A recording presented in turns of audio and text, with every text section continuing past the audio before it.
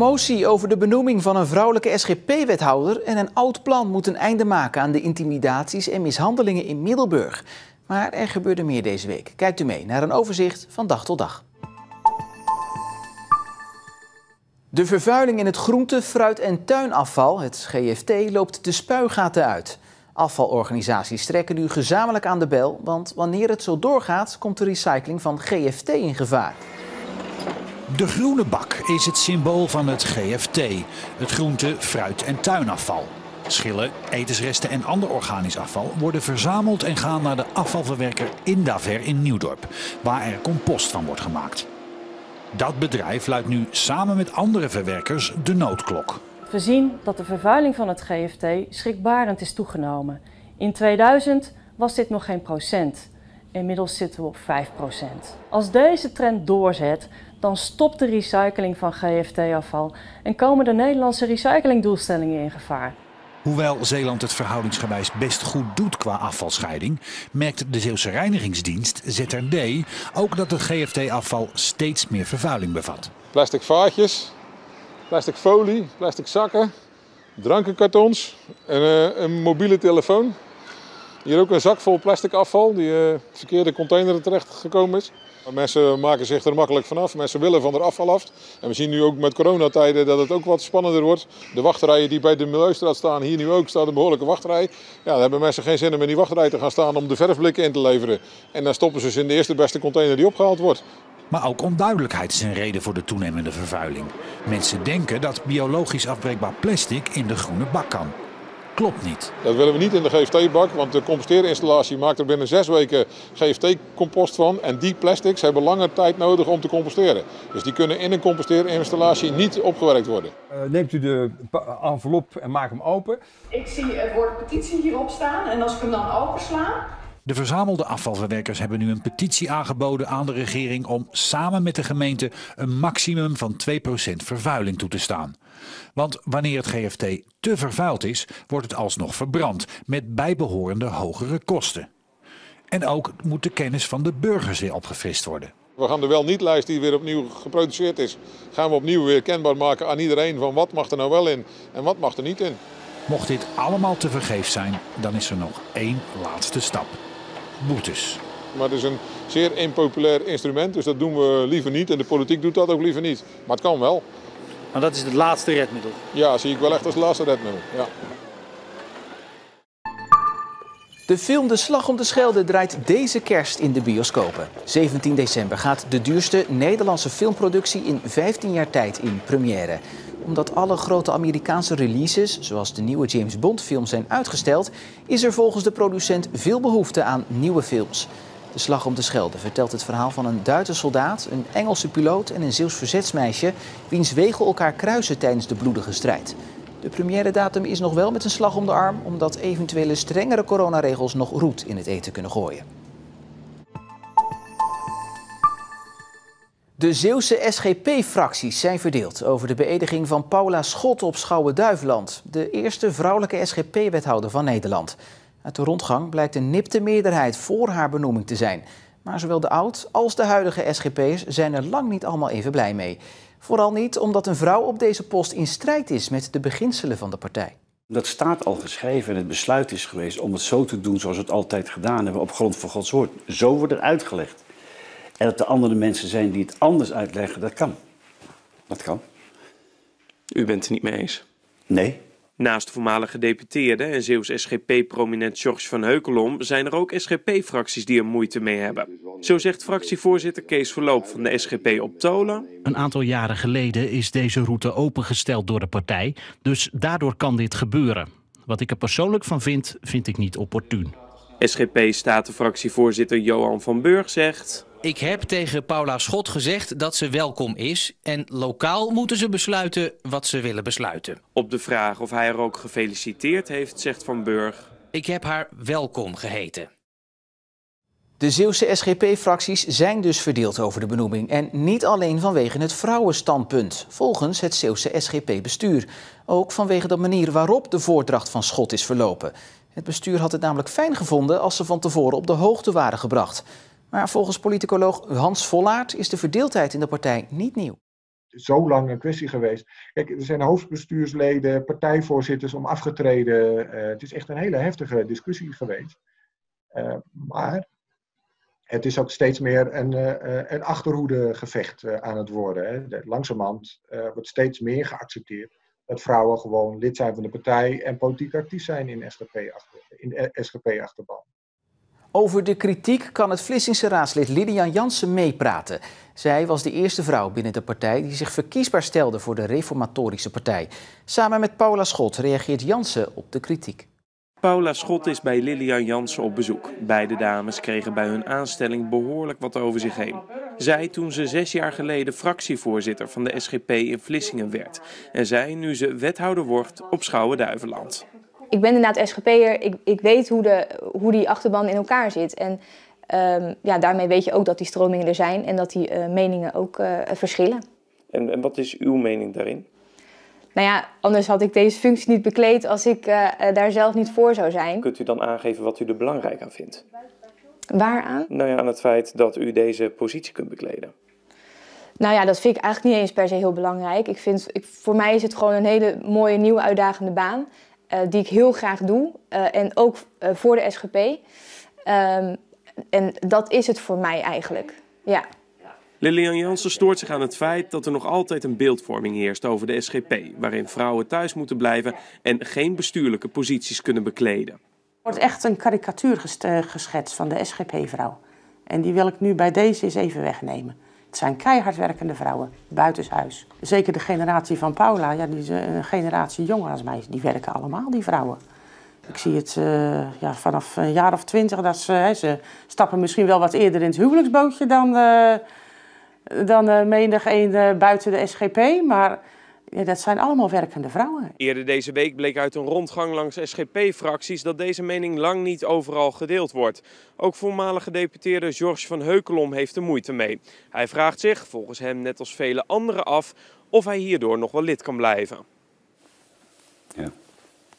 Maar goed, ik weet het niet. Het raakt u echt, hè? Ja. Ja, het doet me heel veel pijn.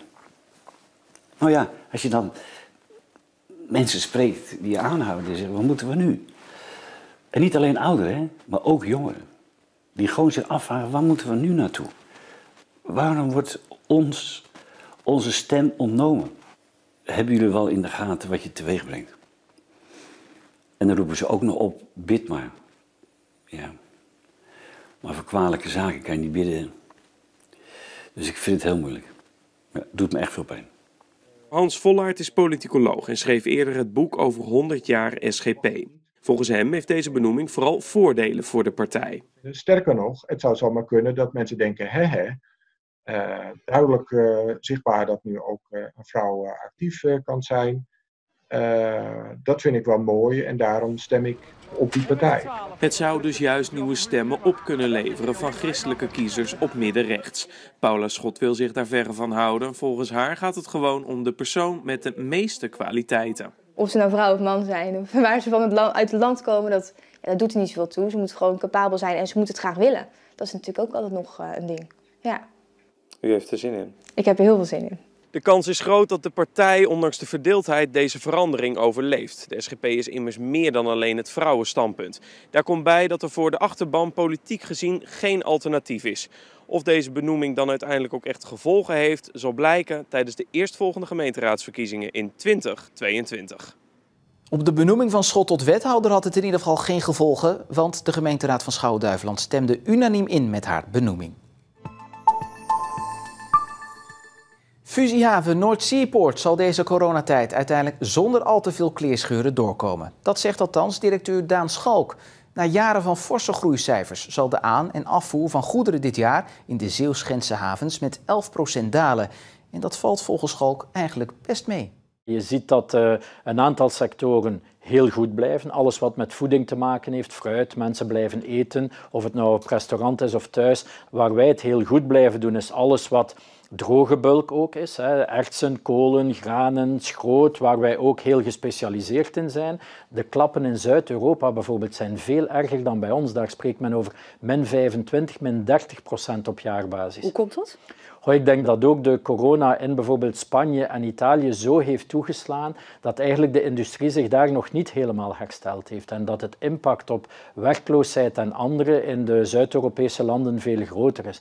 Dus mijn beeld is dat de Belgische, de Nederlandse havens vrij goed stand houden, allemaal mee afzien, maar minder dan bijvoorbeeld sectoren als luchtvaart en dat we daar de komende jaren wel zonder veel kleerscheuren uitkrabbelen. De eerste binnenlocatie voor coronatest is woensdag geopend in Hulst. In een hal aan de Industrieweg kunnen 50 mensen per dag getest worden. Het is de 6e Zeeuwse testlocatie en de 3e in Zeeuws-Vlaanderen. Nu kan de GGD in Zeeland 1000 tests per dag doen. Dat moet voor eind dit jaar verdubbeld zijn naar 2000. Binnenkort opent daarom nog een nieuwe teststraat in Sint Maartensdijk. We gaan daarnaast ook de capaciteit van de huidige teststraten omhoog of opvoeren. Zodat mensen eigenlijk nog sneller getest kunnen worden. Want wie nu een test aanvraagt moet soms wel tot 3 dagen wachten. Zoals verwacht hebben de coronamaatregelen van de afgelopen 7 maanden grote invloed gehad op de Zeeuwse arbeidsmarkt. Het UWV heeft de gevolgen op een rij gezet in een donderdag verschenen rapport. De zomer zorgde nog wel voor een opleving in het aantal banen, maar dat is nu ook voorbij. De horeca is een van de zwaarst getroffen sectoren die nu voor de 2e keer dit jaar hun deuren hebben moeten sluiten. En jongeren zijn de zwaarst getroffen groep werknemers. In deze groep lag het aantal WW-aanvragen tussen maart en augustus 3 keer zo hoog als vorig jaar. Zij werken vaak met een flexcontract en die worden als eerste opgezegd. Maar met de hoge werkloosheid in de ene sector rijst de vraag of dit niet het personeelstekort in een andere sector kan oplossen, zoals bijvoorbeeld de zorg. Maar dat is niet van de een op de andere dag geregeld, zeggen de experts. En het biedt ook geen structurele oplossing. Nu met COVID zijn er veel mensen die vanuit de horeca, maar ook vanuit bijvoorbeeld een apotheek worden ingezet om te ondersteunen. Maar voor de algemene tijd is het wat lastiger, want zorg is een vak en daar moet je een opleiding voor doen. Zijn er veel mensen die overwegen over te stappen? Ja, wij krijgen nou toch zeker wel dagelijks telefoontjes en ook mailtjes van mensen die daar interesse in hebben. Het kan wel, maar de zorg vraagt ook iets van je. De zorg vraagt dat je met de mensen om kan gaan, dat je ook wil leren. Het is ook echt een vak wat ook een specialisatie is. Maar als je een hart hebt voor de mensen en ook daar geduld en tijd voor hebt, dan kun je heel ver komen in elk vak. Tijdelijke hulp door de coronacrisis helpt, maar voor het structureel oplossen van de personeelstekorten is iets anders nodig. Investeren in stageplaatsen is een heel belangrijk en misschien wel het belangrijkste puzzelstukje om de arbeidsmarktkrapte weg te gaan. Rodé Riedijk uit Ierseke liep stage bij de Cederhof. Met veel plezier, maar dat snapt niet iedereen. Ze hebben een beetje beeld... Ja, ik denk dat je dan alleen maar aan het wassen bent en een beetje saai en een beetje... Maar eigenlijk beseffen die niet hoeveel je ervoor terug kan krijgen. Je krijgt gewoon heel veel liefde terug, waardering en ja, dat geeft gewoon heel veel voldoening voor mij. De opgave in de zorg blijft groot door de vergrijzing en omdat steeds meer werknemers tegen hun pensioen aanlopen. We kunnen simpelweg met de hoeveelheid jongeren die de zorg nu instroomt, kunnen we de hoeveelheid zorg die erbij komt omdat we met z'n allen ouder worden en daardoor meer zorg nodig hebben, die kunnen we gewoon niet bijbenen. En dat is ook een voordeel voor mensen die denken, nou ik wil nu echt overstappen. Als je een baan hebt in de zorg en je vindt het mooi werk, dan heb je ook gewoon werk. Zeeland draait goed mee in de top van Nederland als het gaat om familiebedrijven. In de meeste Zeeuwse gemeenten is meer dan 1/4 van de ondernemingen een familiebedrijf. En dat is volgens het CBS goed voor de economie, omdat ze doorgaans langer bestaan dan andere ondernemingen en daardoor een stabiele factor zijn. De gemeente Sluis heeft met 31% de meeste familiebedrijven binnen de gemeentegrenzen en is daarmee de nummer 7 in Nederland. Dat ze zoveel speelgoed mee zouden nemen, dat hadden we van tevoren niet kunnen bedenken. Nee. Boerderijwinkel Buisrogge in Goes heeft stapels speelgoed ingezameld. 23 grote fruitkisten vol. De winkel doet dit jaarlijks voor de speelgoedbank, maar de actie was nooit eerder zo succesvol.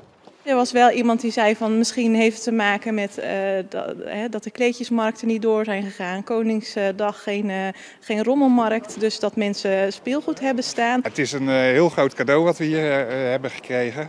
Het meeste speelgoed gaat in speelgoedpakketten. Normaal gesproken hebben we ook een Sinterklaasactie, maar die kan dit jaar niet doorgaan.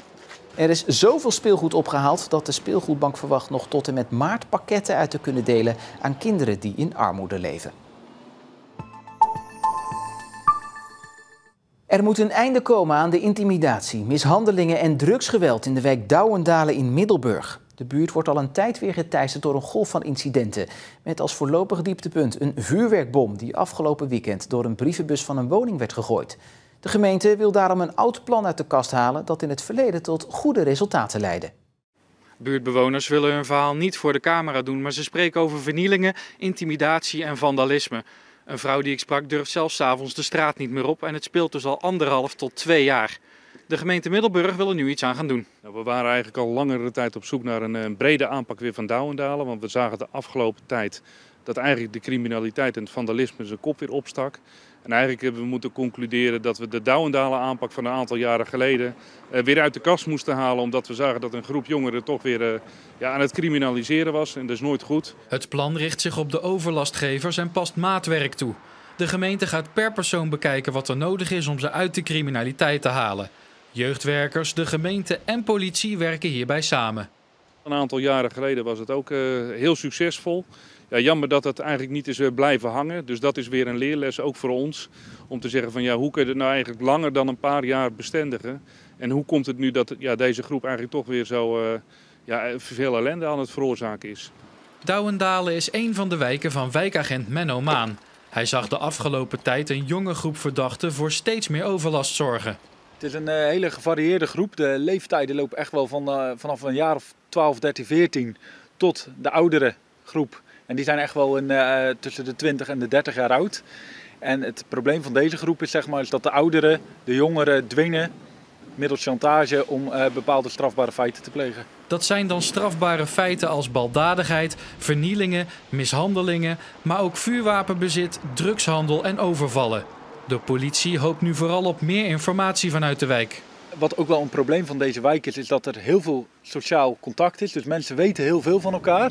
Alleen het delen bij de juiste instantie, dat is moeilijk. Waaronder ook informatie over criminele zaken. Ja, die kunnen gewoon bij de politie gedeeld worden. Die kunnen met mij via de wijkagent gedeeld worden. Maar we hebben ook nog een TCI of een meldmisdaad anoniem. Waar mensen anoniem hun melding kunnen delen. En zorgen dat er toch wat gedaan wordt aan het veiligheidsgevoel van de wijk. Volgens wethouder Alberts zorgt de overlast van de laatste tijd er niet voor dat mensen niet meer in de wijk willen wonen. Als we kijken naar het algemene cijfer van Douwendalen, voelden de meeste mensen zich gelukkig nog heel fijn en prettig in die wijk. Laten we ook zien, er zijn wel verhuisbewegingen, maar iedereen wil gewoon graag ook in deze wijk wonen. Er zijn voorzieningen, er is heel veel groen. Kortom, het is een schitterende wijk en er zit nu een smetje op en dat smetje moeten we wegwerken en daar gaan we hard mee aan de slag. Niemand ontkent dat de aanpak van de problemen in de wijk Douwendalen een project van lange adem gaat worden. Het gaat in ieder geval lang duren voordat alle bewoners hier een veiligheidsgevoel en woonplezier terug zullen hebben. Vlaamse ziekenhuizen hebben de bezoekregels aangescherpt. Zo laten de ziekenhuizen in Antwerpen helemaal geen bezoekers meer toe en kiezen andere ziekenhuizen voor andere beperkingen. Zo laten het AZ Seno in Knokke en het ziekenhuis in Eeklo nog maar 1 bezoeker per patiënt per week toe. En in de ziekenhuizen in Brugge en Gent is bezoek daarentegen elke dag nog wel mogelijk, maar wel met een beperking tot maximaal 2. De ziekenhuizen in België staan onder grote druk vanwege het sterk stijgend aantal coronapatiënten. En zo zijn we weer bij vandaag en bent u weer helemaal bijgepraat. Voor het laatste nieuws kunt u natuurlijk ook nog altijd terecht op onze app of onze site omroepzeeland.nl. En voor nu nog een fijne avond en tot morgen.